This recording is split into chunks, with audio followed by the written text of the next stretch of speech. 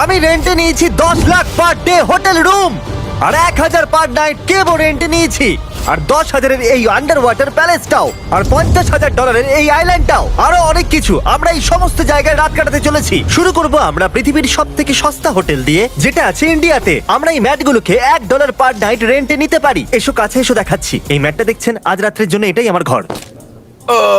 এটা আমার বাড়ির ম্যাটের মতনই, শুধু কমফোর্ট নেই। আচ্ছা, তো এখানে রুম সার্ভিস কেমন হবে? Bro, rent $1।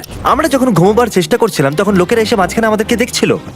হাই, এই বিশ্বাস করুন আমরা হলে শুয়ে আছি। সত্যি এটা হলো সেই প্রাইস লিস্ট যে হোটেলগুলোতে আমরা যেতে চলেছি, আর ভিডিওর শেষ অবধি অনেক মজা হতে চলেছে। এটা ছিল $1 হোটেল, আর এবার আমরা যেতে চলেছি $1,000 হোটেলে। এতে পাওয়া যাবে 2টো বেডস, একটা লিভিং রুম, একটা বাথরুম। আপনারা আমাকে টয়লেট করতেও দেখতে পাবেন। আর এটা হলো মাটির 200 ফুট নিচে।